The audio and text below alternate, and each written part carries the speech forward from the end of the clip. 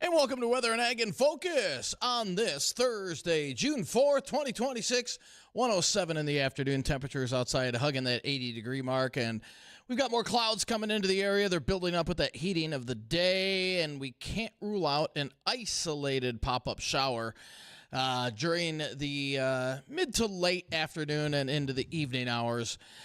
But I'm not expecting anything widespread or whatnot, and nothing severe. Although if you're heading into South Dakota, much of South Dakota is under a slight risk for severe weather as we head into the afternoon and evening hours. So again, if you're traveling south into northeastern parts of South Dakota and beyond, you might run into some nasty weather this afternoon. I'm Chief Meteorologist Dean Wysocki, along with our Ag Director Bridgette Readel, who's on the road again. Well, there's rarely a day that we're not. And North Dakota State managed to wrap up this afternoon. Kids are on their way home. I hope they all travel safe on their way back to their respective neighborhoods, you might say. Good deal. Good deal. Well, and in regards to weather, they'll have safe travels because really not looking at much out there this afternoon. Boy, oh boy, what a disappointment yesterday. I mean, I'm glad we didn't get severe weather, but many areas missed out on some needed rainfall. Some areas got too much. I saw street flooding in Ellendale, in Morton, up in Grand Forks. There was some street flooding with hail. So everybody north and south, or some areas north and south of the FM area got hit. But the FM area really didn't get that much. And there's a little bit of rain in the forecast, but again, not looking at a whole lot. We're looking at partly cloudy skies for the rest of the afternoon, and temperatures should top out in the low 80s with southwest winds of 5 to 10. And again, an isolated late day, evening shower or thunder shower can't be ruled out. Those will continue into the early overnight hours with lows in the upper 50s. And for Friday, more clouds than sun. Again, a few scattered showers possible. But again, nothing widespread with highs again around 80. And then summer heat returns for the weekend. Upper 80s on Saturday, windy and hot on Sunday. Great lake weather for this weekend. Low to mid 90s on Sunday, and then another chance for showers and storms Sunday night into Monday, and then probably another shot next Tuesday into Wednesday. So we're getting these chances of storms, but boy, oh boy, nothing widespread, and too much of a good thing in some areas. If you're curious to kind of find out how much rain your particular area got, just log on to our website, WDAYradionow.com. I've got a end-on map up there of how much rain fell across the area last night. And again, it was hit or miss, really. But, boy, the far southeastern corner of the state and into Otter Tail County, those areas did get hit with quite a bit of rain. That Northwood area had nickel to dime size hail last night that was falling. A little unexpected for them, not severely damaging. I don't think there was that much of it, but I did see those reports coming in as well. Yeah, and there were also some fake reports, and this is, you got to be careful of AI and what people are posting on Facebook, but there were some fake pictures of funnel clouds being posted yesterday on social media. Those were false, so just be careful of what you never know anymore if they're actual pictures or if they're AI sometimes. And it's a shame that some people have to even post that. If they're from your agricultural friend on their Snapchat, I'd say that one was legit. Yeah, that's different. Yeah, but there was a few rotating around yesterday that unfortunately weren't real, to say the least. But I mean, yeah, the best thing is forward those to the National Weather Service. That's where the warnings come from, and if they know that there's actual funnel clouds out there that are legit, then that helps them quickly issue warnings as well. I would prefer that all of those storm chasers that are busy racing around South Dakota stay there. We don't need you back. We had enough of you last year. Yeah. Also, tonight, if you get a chance, now I don't know if Mother Nature is going to cooperate. I don't think she's going to, but pretty good chance of seeing the Northern Lights tonight. So if you're out and about, you might want to take a gander. Again, I just think the clouds are going to be, there's going to be a little bit too many clouds. But if we see some breaks at the right time, you could catch the Northern Lights tonight. Well, if you don't see the Northern Lights, get yourself online and take a little peek at Steffes Group, because There is a big Sealy Farm retirement auction at Regan, North Dakota that's going to take place on Wednesday, June 17th. Great lineup of late model John Deere equipment, hopper bins, trucks, pre-def, and so much more. In fact, when Brad Olstead joined us at the end of May, he specifically highlighted this sale and how clean the items are and what to look for. Again, that's going to be on Wednesday, June 17th, starting at 9 a.m. That is an in-person sale. There is a online component to it, but it might be worth your time to take a little road trip out towards that Bismarck area and head towards Regan. North Dakota Beef Commission is extending May is Beef Month into June. I'm all for it, especially now that it's a dairy month, so you can have your cheese platter before you have your steak and so much more. A week from today, on June the 11th, in partnership with the Barley Council, anybody wonder where this is going? Beef, barley, what might that mean? They are bringing in the Food Network chef Justin Warner. He's going to be headlining the Smoke, Sear, and Sip, the Art of Beef and Beer Pairing in Fargo. This is going to be held, I think it's being held at Brewhalla. I might be wrong. They're also going to have beef as well as gelato from Cows & Co. out of Kingston, so we're putting the dairy together. Participants are going to see grilling, talk to industry experts, and really just build confidence about being able to select your beef and your beer. If you are interested in registering for that, you can once again go ahead and look for Smoke, Sear, and Sip in Fargo. If you need a little more connection to it, you can go ahead and email me, ag@flagafamily.com. Send us your questions. Send us what happened in your neighborhood with the weather, rainfall, etc. And you can do that by calling us on the JLA Insurance phone line, 701-293-9000, and our live stream today. You'll be able to watch us on Acres TV, Facebook, and YouTube, thanks to Lighthouse Commodities, as they make sure you can see what we're up to on a regular basis. And Bridgette, I had a question from one of my friends. I didn't have the answer, so I told her I would ask you. So she heard the story about the Mexican screwworm coming in. It's only one ranch in Texas. Is that correct? So it's the New World screwworm crossed over from Mexico into South Texas, was confirmed on a ranch in a 3-week-old calf. Okay, now she heard. I guess there was a report on the news that now beef prices are going to skyrocket. And she wanted to know, how can beef prices skyrocket when they only found it at one ranch? How would that affect the whole beef supply across the U.S.? And we lost Bridgette. We'll never know. We will never We'll never know. Well, we lost Bridgette. Now's a good time to... Okay. She's back. No, I'm back. I don't know what happened. You guys faded out on me. Sorry about that. The suspense was immaculate. Please repeat your question for me, Dean. Sure. So the Mexican screwworm was found at one ranch in South Texas. So my friend wanted to know, she heard a story on the news that now beef prices were going to the beef prices may skyrocket throughout the United States. Her question is, how could beef prices skyrocket across the whole U.S. when the screwworm was only found in one calf in that Texas ranch? How could that affect the whole beef supply? Okay, great question. First of all, that is clickbait, and everybody just wants to scare you. Gotcha. So, yes, we found it in one instance so far. We have topical insecticides that farmers and ranchers can be using to prevent the problem.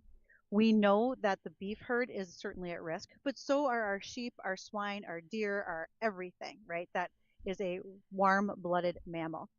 Screwworm does not pass from human to human. It is the fly that lays its eggs, and it's the larvae that will cause the problem, right? The larvae eat the tissue. Will beef prices go up?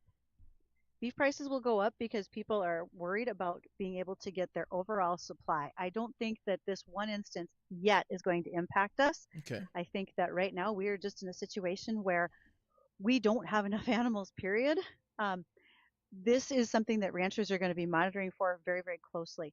Some of them may ship animals further north in order to prevent an infection of screwworm. We hope that when we get our winters that there will be enough cold weather to kill the fly, so we don't have the larvae. The USDA is releasing sterile male flies to prevent the female from being able to lay eggs. There's a lot of measures going on. I don't think your friend has to worry about the beef prices jumping up tomorrow, next week, etc. We have a lot of measures that have already been put into place to make sure that we don't have to react badly. I'm more concerned about the drought in a number of states and what that does to our grazing lands more than anything. And the good news about the drought, I know that southern tier of the U.S. is under some pretty bad drought conditions. If and when this El Nino does continue to strengthen as it is, typically, not all the time, but typically that leads to wetter than normal conditions across the southern U.S. So that should help with a lot of the drought conditions down to the south. Normally, again, every El Nino is different, but if you're going statistically, that's usually what happens. So that would be good news for areas down to our south. That would be great news for a lot of areas. Now, just today, I had gotten word about some veterinarians who.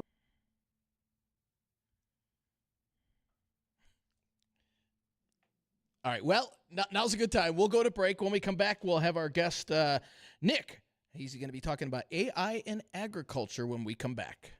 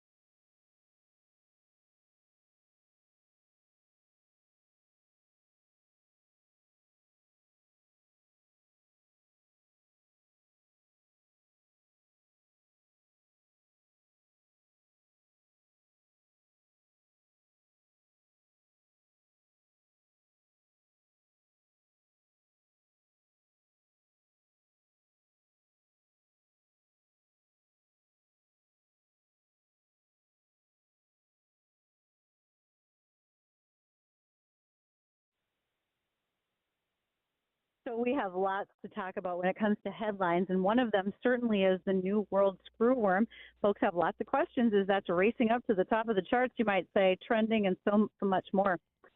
I'm going to be on June 16th, but Dean, I have a backup host for you. That will be Justin from the Lakes, and also I am booking a veterinarian who is going to be able to talk about that and answer all sorts of questions. So we will have the authority coming in very soon. Good deal. That regard. Speaking of authority, well, that's our guest today. I am very excited to have Nick Horab joining us. Nick has had a place in agriculture for a long time, not only as a farm kid, but as someone who is helping make farmers' lives easier in a variety of ways. Nick, how are you today? I'm great. How are you? Thanks for having me. Glad to have you. And for those who might not know you in the ag world, your name stands out to me. Fill folks in. Who are you, where you're from, etc. Yeah, so I'm Nick Horab. I grew up in Williston. Both sides of my family farmed and ranched in Williams County. I was kind of a bit of a city kid growing up. I'd go out and help on the farm a little bit, try not to cause too much trouble. But I think, when my relatives would see my old Ford F-150 come cruising down the road, they'd maybe maybe make them a little bit nervous. But as I grew up, I went to the University of Minnesota. I got a degree in finance. I worked for a private equity firm in Minneapolis. Spent a few years on the 31st floor of a skyscraper in downtown.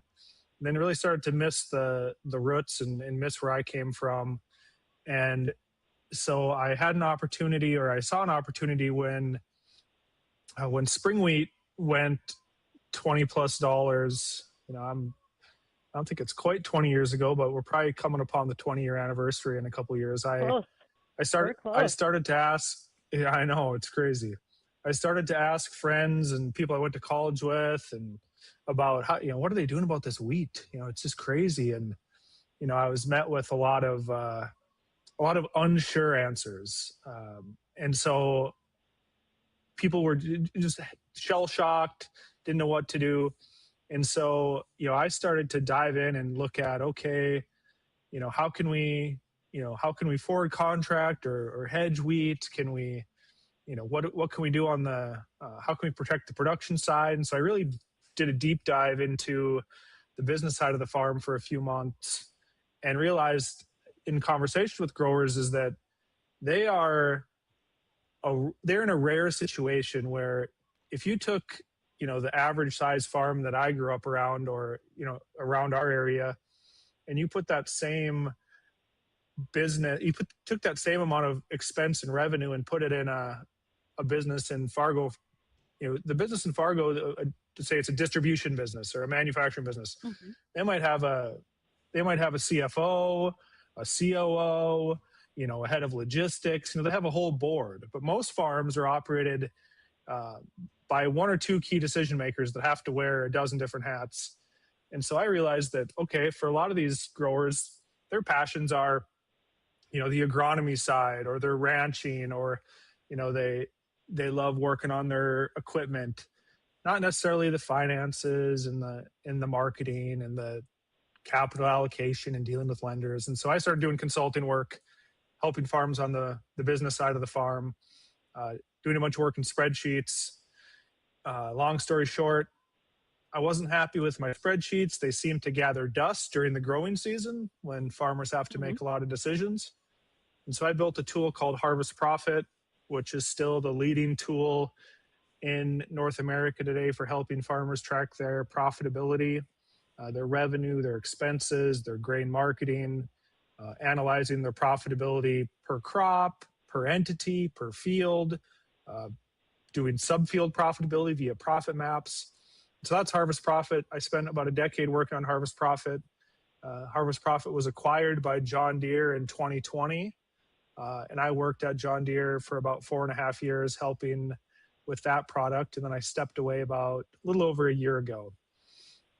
And stepping away, I took some time to, work on some side projects, and then really became infatuated with well, I started hearing more and more about AI, and like anybody, I was asking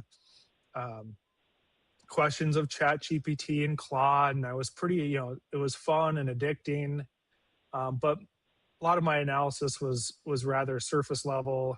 It was just a replacement for a Google search for me.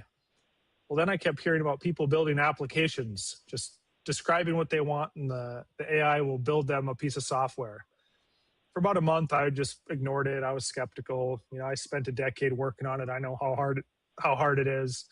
Well, then I had an idea for a tool that I wanted to use for myself, and so I figured now's the time. I'll go and try this out.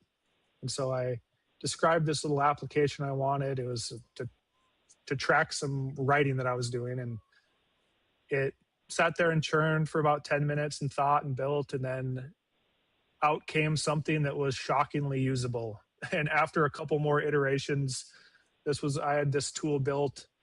I did the math at the time. I think it cost me like about $4, and it was something that was specific to me. It was unique, didn't exist anywhere else in the world, but it was something I wanted and needed. And that kind of pushed the snowball down the hill here on trying to teach people in ag and small business in general about, what the power that we can have at our fingertips today to analyze data, to build applications that AI brings to the disposal of, anyone who has the curiosity to build or analyze or learn. So it's been a pretty fun last year as I've really gotten deep into these AI tools, and specifically over the last 6 months, helping farmers learn how to build their own applications, analyze data, just do a lot of fun analysis using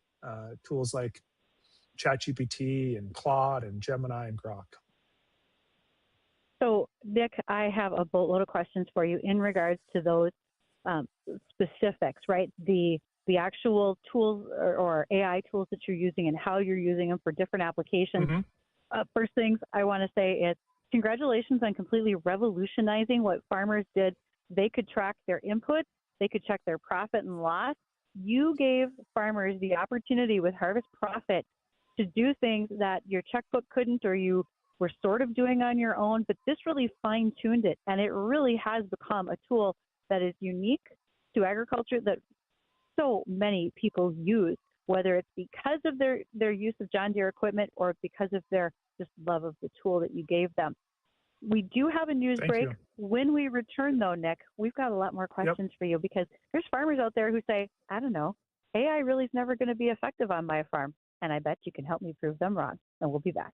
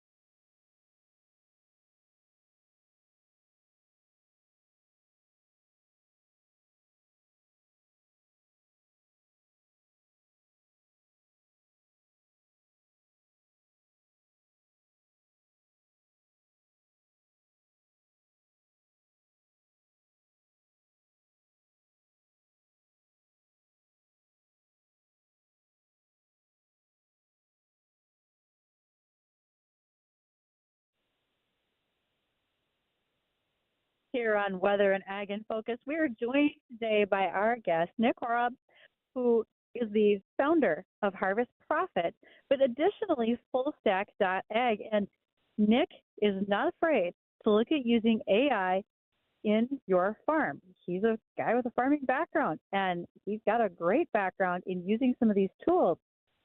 So Nick, when farmers tell you there's not a fit for AI on my farm, or I'm shy about using it, what do you tell them? Where do you get them started?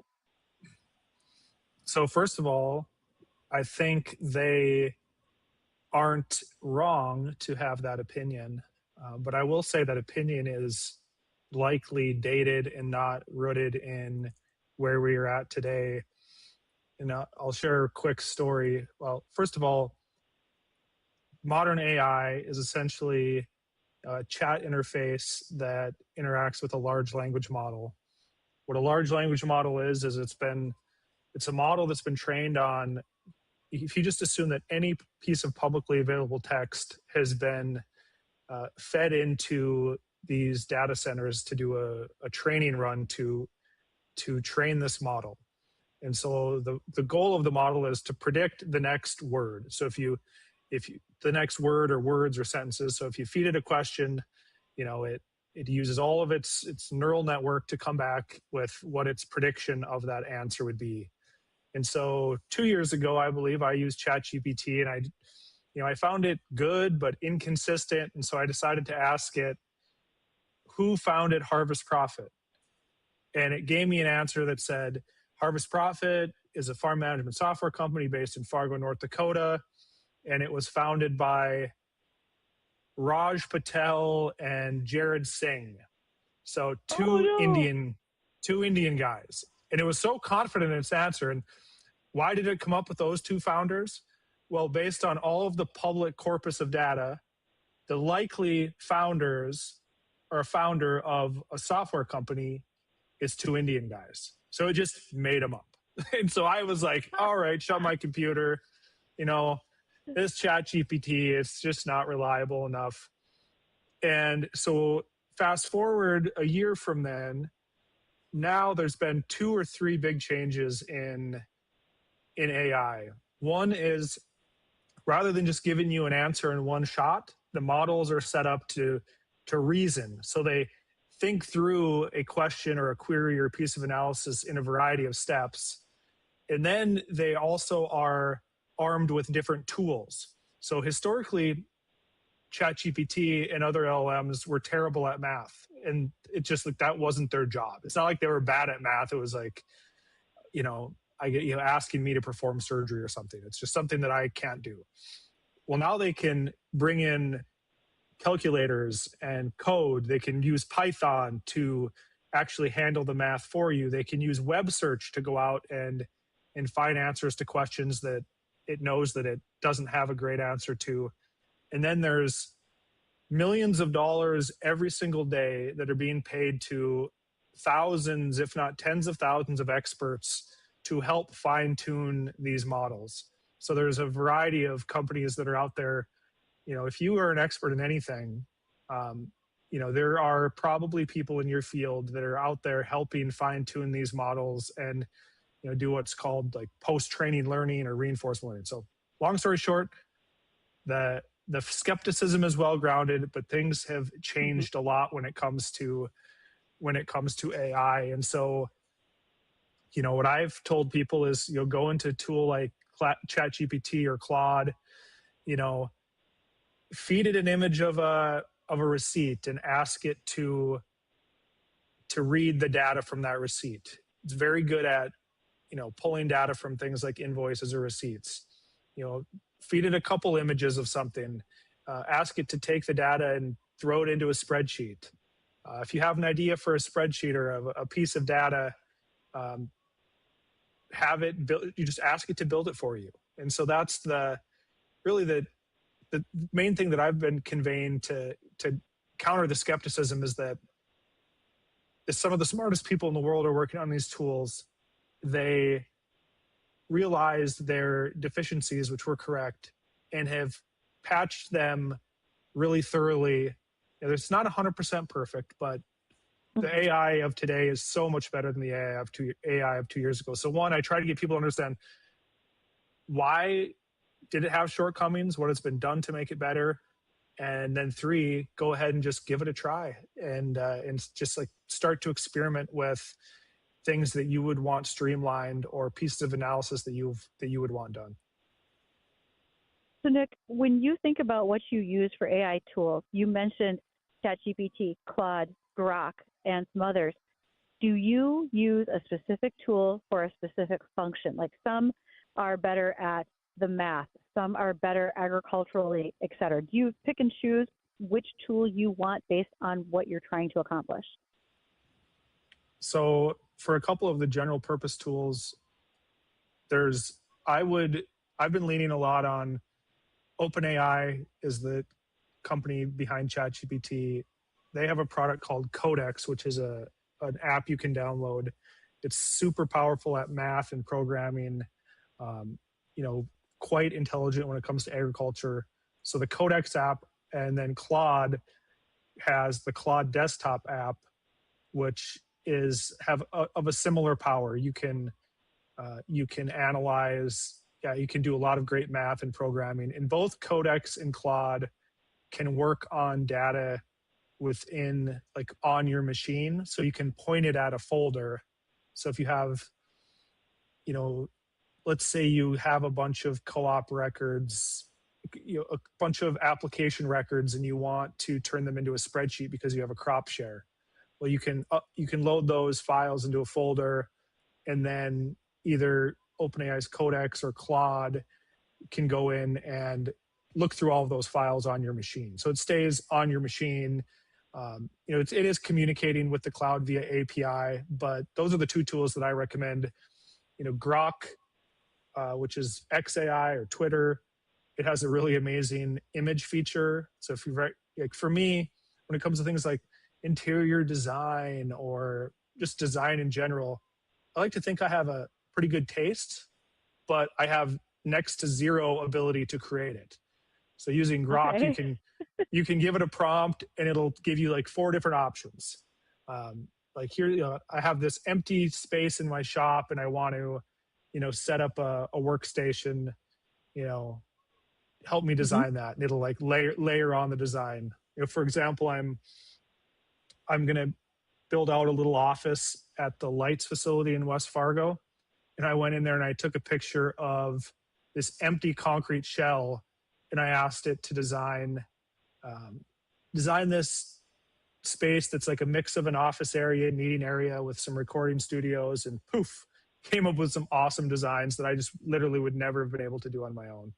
And then finally, they're becoming some more ag specific tools that will, use this underlying technology and wrap it in more of an ag focused wrapper. And one of them is a company that I'm involved in called Acre Almanac, which Ryan Ragoose is leading the charge there. He's one of the founders of Bushel. And it's really trying to help usher us from this era of drowning in data on the farm to taking that data and converting it into insights by using statistics and machine learning to analyze past data for a farm. So looking at, I think Ryan had a decision on his farm this spring where, the soil temps were cool, they weren't ideal, but he had his yield records historically, and he could go back and look at, okay, when we planted into similar conditions in the past, how did that yield perform versus my overall farm's average? So Acre Almanac is a really fun tool that's going to be doing big things for helping do ag specific pieces of analysis. And there's more of these tools to come as well, but Codex, Claude, and then just keep your thumb on the pulse of what's going on in the market and seeing what other tools like Acre Almanac are out there. Those are my recommendations. And I saw Ryan's tool, and it was taking into account past yield, planting dates. It was giving hybrid and variety type, and it was talking about what he had for herbicide treatments, et cetera. It was a great opportunity for people to help make decisions, right, that are sometimes very emotional. This helps you make them more factual. You are a Exactly. teacher, and you're such a teacher in all you do. And so, Nick, you have fullstack.ag. Could you give us just a little, where can people find it? And then you've been hosting some seminars, webinars, I should say, for folks to learn from you in regards to how they could be building some tools for their farm. Do you care to give some folks the ways to get there? Yeah, so fullstack.ag it's a landing page now that we have an email newsletter where we share tips and tricks when it comes to applying these new tools in agriculture.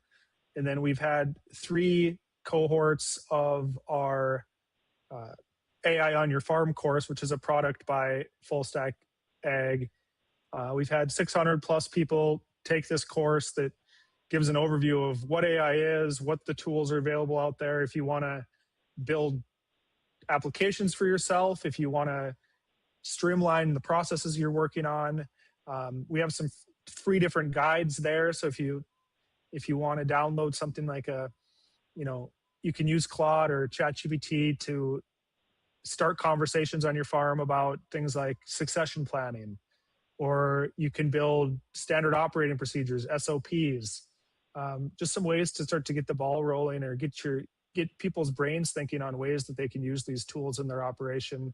We also have a community, so anybody that's taken this course can sign up for the community. We had an office hours this morning for our community where we talked about how to bring in hyper local rainfall data and start to build a rainfall database. So if anybody is interested in learning more about implementing this next generation of technology in a farm, a ranch, or ag business, or really any business, fullstack.ag, sign up for our email list. We're going to be every month or two, we're going to be opening up and doing another one of these cohort courses, and it's been just a ton of fun. I came from a time of skepticism, but I opened my eyes, and I've been blown away at what can be done. I'm working with a couple of really great developers, Brian Pattison and Jared Christian, who are helping with the nuts and bolts of fullstack.ag. And I think both of them approached AI with quite a bit of skepticism as well. But now, these are some of the top programmers in our region, and they are fully leveraging AI. And so you're getting my perspective as somebody who's lives and breathes, farming and the business side of agriculture, and a couple other people who are really in the weeds at analysis and software development. And that's the small team here behind fullstack.ag, as well as working with Ryan on Acre Almanac as well. So it's fun.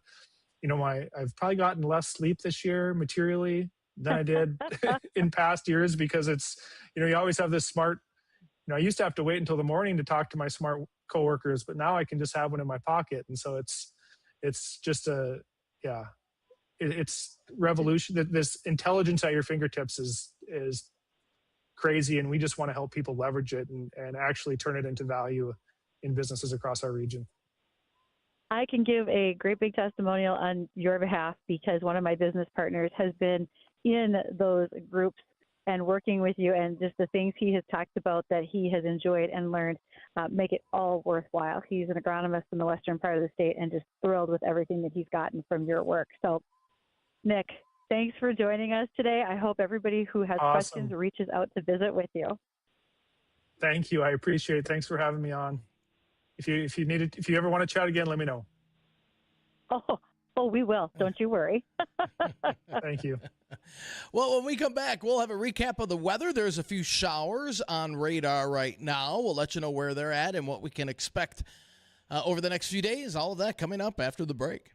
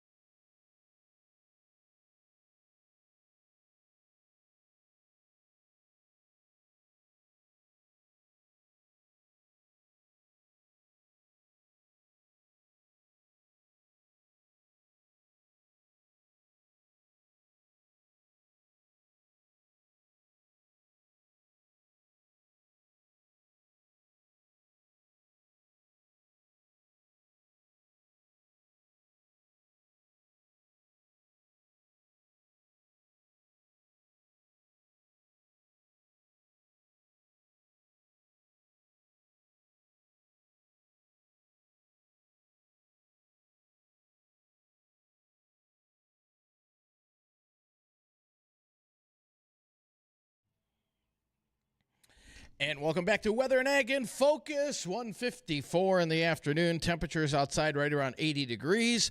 And we've got a few showers and even embedded thunder showers on radar. A few showers and thunder showers around the Warren, Minnesota area. And then some more showers from about Ellendale to Edgeley, moving northeastward towards the FM area. So, again, could see some hit and miss showers as we head into the afternoon. Nothing terribly heavy. But down in South Dakota, some very strong storms right now developing just north of Huron. Those will be affecting areas of northeastern parts of South Dakota. So if you're heading down 29 between Sisseton and Watertown and points southward, could run into some strong to severe storms this afternoon. But just for our area, we're looking at just, again, some scattered showers pushing in from the west and southwest. Nothing particularly heavy. Could get caught under a brief thunder shower. But, again, these things are pretty quick moving, so it shouldn't drop a whole lot of rain. And then those will last into early tonight before fizzling out. And then Friday, again, some scattered showers throughout the day with temperatures a few degrees cooler, around 80. But then summer heat returns for the upcoming weekend with highs in the upper 80s on Saturday. Winds not too bad, about 10 to 20 on Saturday, but the winds ramp up on Sunday out of the south-southeast, gusting at or just over 30, and temperatures in the low to mid-90s on Sunday. And then some relief with some thunderstorms Sunday night into Monday. But next week looks pretty hot across the board all next week. So summer heat is here. I am seeing some signs that towards mid-month, we could be in for a pretty good cool down. Questions on how long that will last, but I'm seeing temperatures in the 40s at night. That'd be nice and pleasant. We'll see exactly how that pans out. But this weekend through next week, some true summer heat. So good lake weather, good pool weather, you name it. Well, as we watch that hot weather happening, that also means there's some areas in which we need to pay particularly close attention. One of them would be with the water quality that we have for our livestock. With low spring runoff and below average precipitation in some areas, that adequate, good quality water can be a challenge.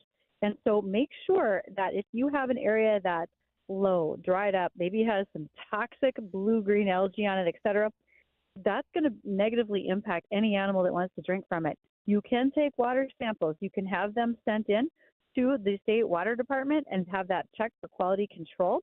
Studies have reported that just by getting as much of a quarter pound per water, that can,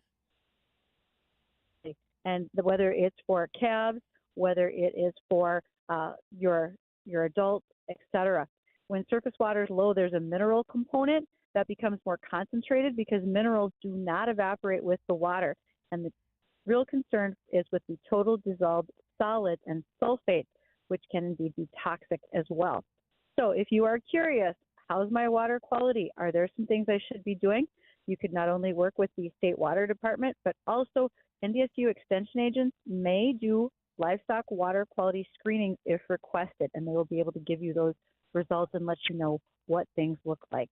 And a reminder, so many folks are taking horses in and out of state right now, rodeos, jackpots, shows, fairs, etc. You can reach out to your brand inspector with North Dakota Stockmen's Association, and you can go ahead and get a permanent horse permit that you can be using going back and forth. Make sure the shows you're going to will allow that, or if you have to have more health papers from a veterinarian. All right, well, that'll do it for today's edition of Weather and Ag in Focus. I want to thank everybody for tuning in, but don't go anywhere. The Jay Thomas Show, it's coming up next.